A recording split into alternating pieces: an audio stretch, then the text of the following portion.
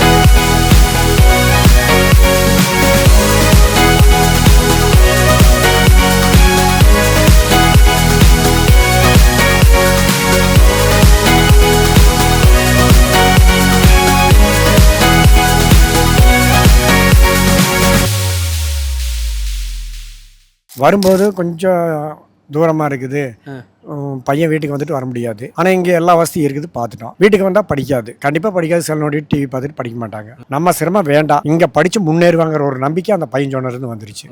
கண்டிப்பாக பேஸ்மெண்ட்டாக நீங்கள் இதிலேயே போடுங்கண்ணா அப்படின்னு அவங்க வீட்டில் சொன்னாங்க. இந்த வெளிகிரி சார் தான் நம்மளுக்கு ரொம்ப வேண்டியவர் சொன்னார். அதை வச்சு இங்கே வந்து பசங்களுக்கு பிடிச்சதான்னு கேட்டு தான் இங்கே பண்ணேன். அப்போ ஒரு அட்வான்ஸு வேணா அடுத்த சீட் எடுக்கூடாதுன்னு ஒரு அட்வான்ஸ் பண்ணிட்டு போயிட்டு நிறைய பேர்த்துக்கு சொன்னேன். ஒரு சிலர் இங்கே வந்திருக்கிறாங்க. இன்னமும் நான் பேசி வர சொல்லிட்டு இருக்கிறேன், கொண்டு வரோன்னு நினைக்கிறேன்.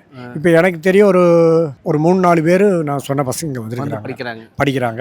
அவங்க 2வது வருஷம் 3வது வருஷம். இன்னும் நான் அதை வந்து இந்த நிறுவனத்தை பற்றி கொஞ்சம் எடுத்து சொல்லுவேன். இந்த நிறுவனம் எனக்கு பிடிச்சிருக்குது. ஐயா வணக்கங்க. வணக்கம். உங்க பேருங்க? பேர் குப்புசாமி. ஐயா எந்த ஊர்லேருந்து வரீங்க? நாங்கள் ஈரோடுங்க. ஈரோடு, சிவகிரி. கொஞ்சம் என்ன விசேஷம் இன்னைக்கு காலேஜுக்கு? ஜாலியா இன்னைக்கு காலேஜ் பையன் வந்து செலக்ட் ஆகியிருக்கானுங்க. ரொம்ப சந்தோஷங்க. சந்தோஷங்க. எனக்கு சந்தோஷமா இருக்கு உண்மையிலே. ஓகே, நீங்கள் கண்டிப்பாக சந்தோஷப்பட்டிருப்பீங்க. ஓகே, தம்பி எந்த டிபார்ட்மெண்ட் படிக்கிறாரு? ஏஐங்க. AI department. AI department. Okay, ஏன் ஐயா ஏஐ படிக்க வைக்கணும்னு நினச்சிங்க? பையன் ப்ரோ போட்டானுங்க ஃபஸ்ட்டு முதல்ல. சரி அதையே இது பண்ணிக்கலான்னு பண்ணிட்டேங்க. சூப்பர். பிரிஸ்டியோ கம்பெனியில் 10 lakhsன்னு சொன்னானுங்க. ஓ, 10 லட்சம். ஆமாங்க. பிரசிடியோவா? பிரசிடியோங்கிற கம்பெனி. Okay okay.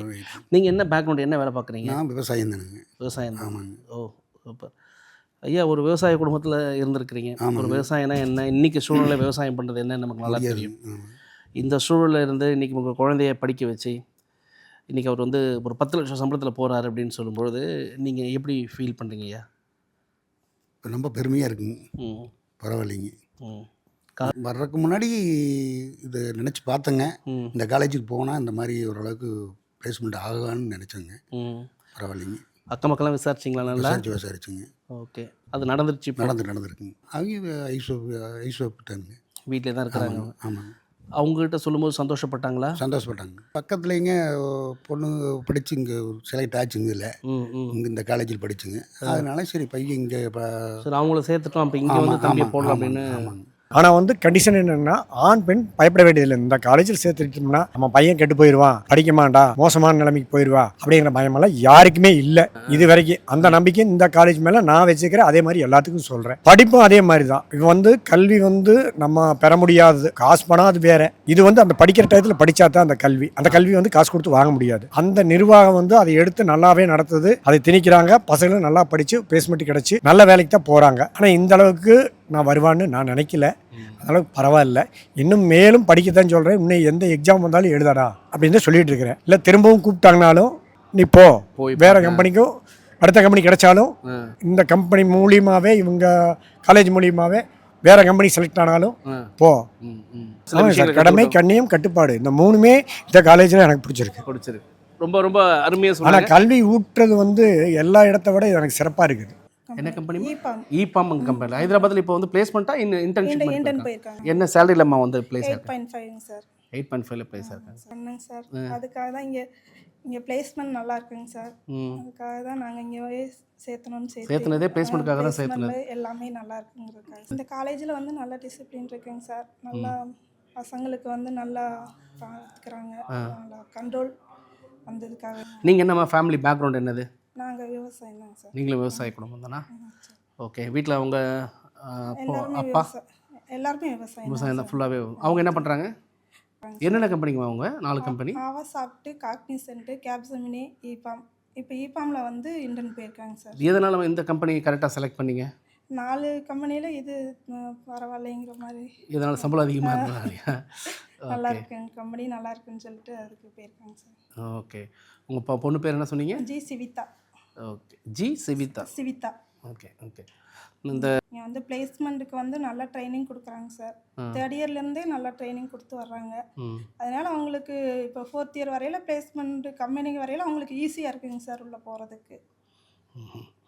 நாங்கள் என்ன மனநிலை சேர்த்தணுமோ அதே இது எங்களுக்கு கிடைச்சிருச்சுங்க சார். ஓகே. சந்தோஷமாக இருக்கீங்க. சந்தோஷமாக சார். இப்போ ஒரு விவசாயத்தில் எடுக்கக்கூடிய அந்த ஒரு மாத வருமானம் இல்லை வந்து வருஷ வருமானத்தை விட இப்போ உங்கள் பொண்ணோட வருமானம் எப்படி இருக்குன்னு அது ரெண்டையும் கம்பேர் பண்ணி பார்க்குறீங்களா நீங்கள்? ஏதாவது விவசாயத்துக்கு இவங்க இந்த இதில் வர்றது எங்களுக்கு பெருசாக இருக்குங்க சார். அப்படி தான். டீசாப் போலாம் வந்தேன் சார். சரிங்க படித்தேன். சரிங்க சார். கம்ப்யூட்டர் சயின்ஸ் படிச்சுட்டு இருந்தேன் சார். காலேஜ் எப்படிங்க இருக்குது? எப்படி ஃபீல் பண்ணுறீங்க நீங்கள்? காலேஜ் நல்லா இருக்குங்க சார். நாங்கள் பக்கத்து ஊர் தான் சார். நான் பார்த்துக்கிட்டே தான் இருக்கிறேங்க சார் காலேஜை ஆரம்பித்ததுலேருந்து. ஓஹோ. நீங்கள் எந்த ஊருங்க? எங்கள் ஊர் பக்கத்துலங்க சார். ஒரு 6 கிலோமீட்டர் இருக்குங்க சார். ஊர் பேருங்கய்யா? வேலாயுதம்பாளையம் சார். வேலாயுதம்பாளையம். தம்பி இல்லைங்க சார், முதல்லேருந்தே பார்த்துக்கிட்டே இருக்கிறேங்க சார். நல்லா இருக்குது படிப்பு, சொல்லித்தரது, ஒழுக்கம், அதே மாதிரி வேலை வாய்ப்பு எல்லாமே நல்லா இருக்கிறதுனால தான் சார். இப்போ பையன் பிளேஸ் ஆகிட்டாருங்களா? பிளேஸ் ஆகிட்டாரு சார். வேலைக்கு போயிட்டாரா? ஜிபாமில் இருக்காங்க சார். ஜிபாம் என்ன கம்பெனிங்க? ஜிபாம் சார். ஜிபாம்ங்கிற ஒரு கம்பெனிங்களா? ஓகே. எவ்வளோ சம்பளத்துக்கு போயிருக்காருங்க? 8 சில்லறைங்க சார். 8.40 சொன்னாங்க சார். ஓகே. நீங்கள் என்ன பண்ணுறீங்க? உங்கள் விவசாயம் விவசாயம் தானே?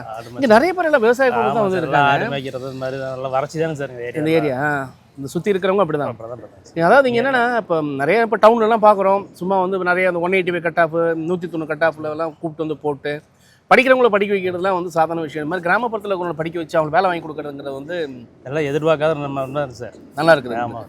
அப்படின்னா நீங்கள் என்ன நினைக்கிறீங்க? பொண்ணுங்களை சேர்த்துறதுக்கு வந்து விஎஸ்பியில் சேர்த்துறதுனா நம்ம வந்து பயம் இல்லாமல் சேர்த்தலாங்க சார். இங்கே சேஃப்டி நல்லா இருக்குது.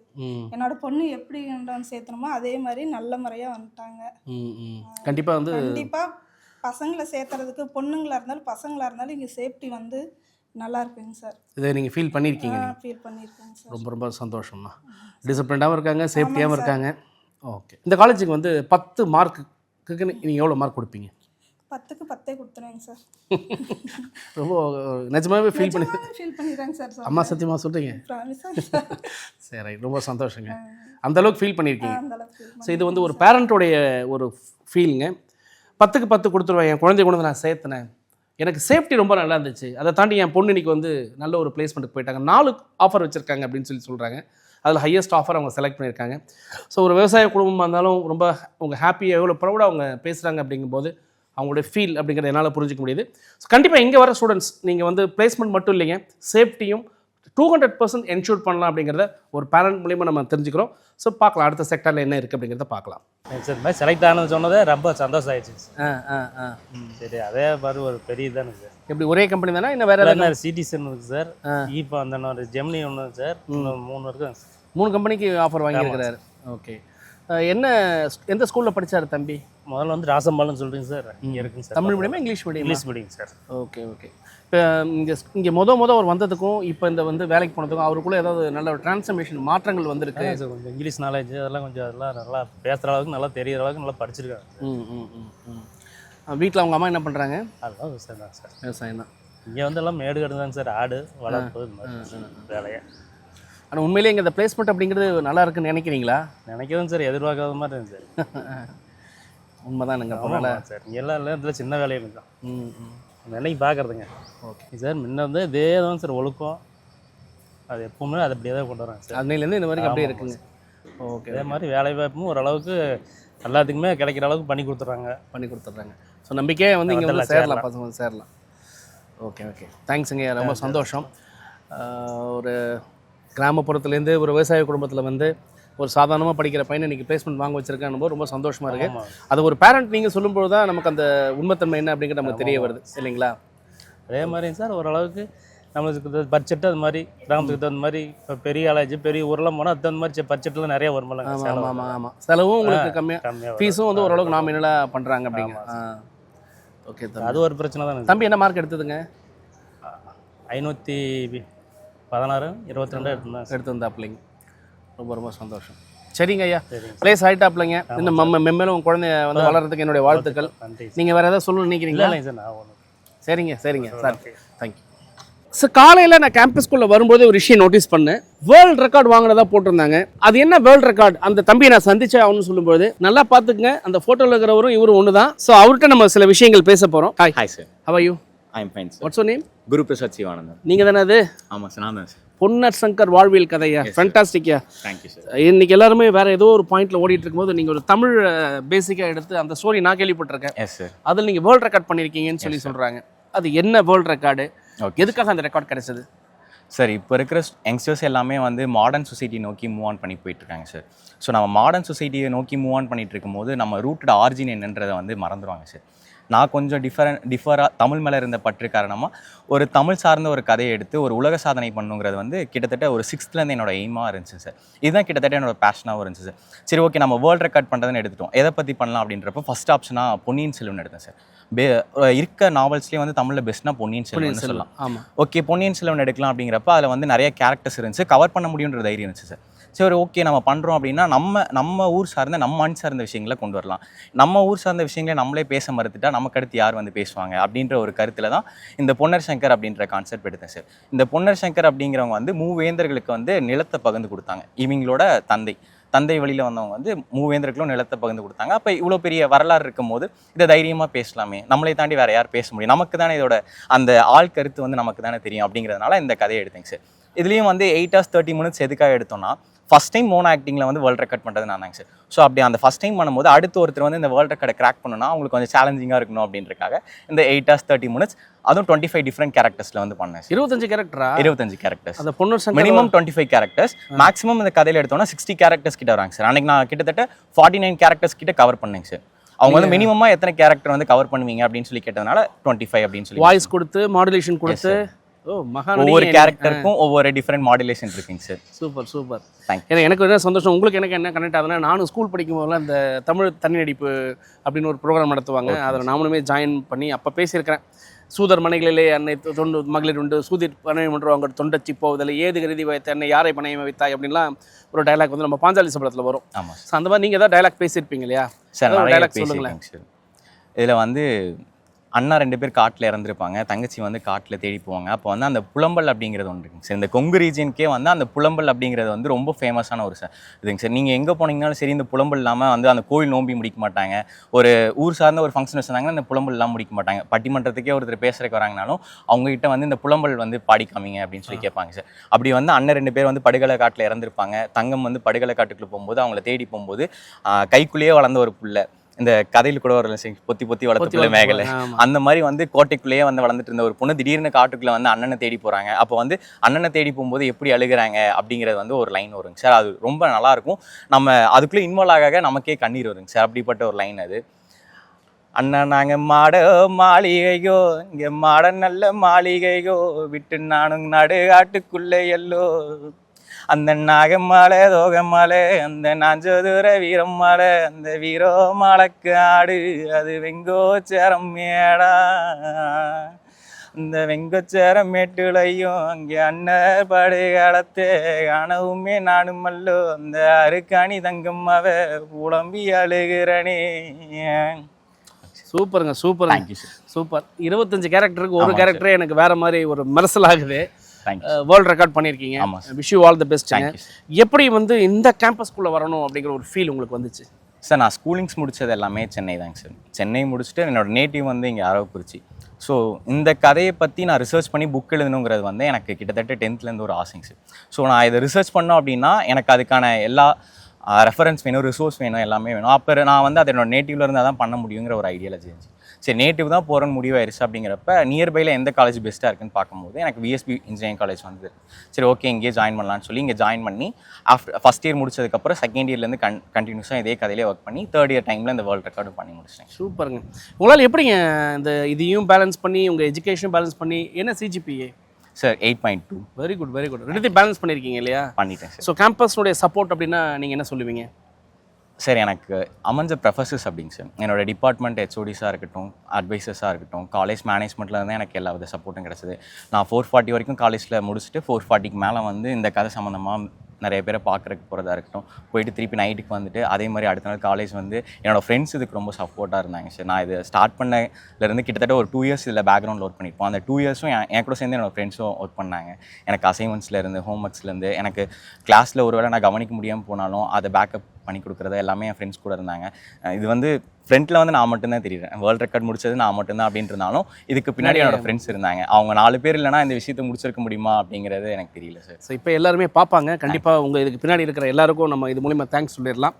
எனக்கு இதில் விஷயம் சப்மிட் பண்ணுறது என்ன அப்படின்னா, இன்ஜினியரிங் காலேஜில் ஸ்டூடெண்ட்ஸ் எப்பவுமே இன்ஜினியரிங் படிப்பாங்க, டெக்னாலஜி படிப்பாங்க, பிளேஸ் ஆயிடுவாங்க அப்படிங்கிறத தாண்டி இன்றைக்கி ஒரு பிஎஸ்பி இன்ஜினியரிங் காலேஜில் படிக்கக்கூடிய ஒரு ஸ்டூடெண்ட் இன்றைக்கி வேர்ல்ட் ரெக்கார்டு, அதுவும் நம்மளுடைய அவர் ஸ்டார்ட் பாயிண்ட் சொல்லும் போதே பாருங்கள், தமிழ் நம்ம பேசாமல் விட்டுட்டா, நம்முடைய பாரம்பரியம் நம்ம பேசாமல் விட்டுட்டா யார் பேசுறது அப்படின்னு ஒரு கேள்வி கேட்டாங்க. அந்த விதத்தில் இன்றைக்கி ஒரு தமிழ் பாரம்பரியத்துக்கான உரிய ஒரு பொன்னர் சங்கர் வாழ்வியல் கதையை அழகாக இன்றைக்கி கொடுத்து அதில் ஒரு கேரக்டர் 25 கேரக்டர் 8 மணி நேரம் 8.5 மணி நேரம் ஒரு மோன் ஆக்டிங்கில் வந்து டிஃப்ரெண்ட் கேரக்டரை பண்ணி இன்றைக்கி உலக சாதனை பண்ணியிருக்காங்கன்னு சொன்னால், ஸோ இந்த மாதிரி உலக சாதனை படைக்கக்கூடிய ஸ்டூடெண்ட்ஸும் இந்த கல்லூரியில் இருக்காங்க. அந்த கல்லூரி எல்லாத்துக்கும் சப்போர்ட் பண்ணுதுங்கிற ஒரு எக்ஸாம்பிளாக தான் இதை உங்களுக்கு நான் சப்மிட் பண்ணுறேன். அடுத்த செக்டாரில் என்ன இருக்குது, இன்னும் நிறைய சால்ஜி ஸ்டூடெண்ட்ஸ் என்ன பேசுகிறாங்க பார்க்கலாம். ஃபைனலாக ஒரு எண்டு நோட்டு போடணும்னு யோசித்தோம். என்ன சொல்லலாம் அப்படின்னா என்ன சொல்லலாங்க? வாழ்க தமிழ் வெல்க தமிழ் சொல்லிடலாமா? Okay sir. வாழ்க தமிழ் வெல்க தமிழ்.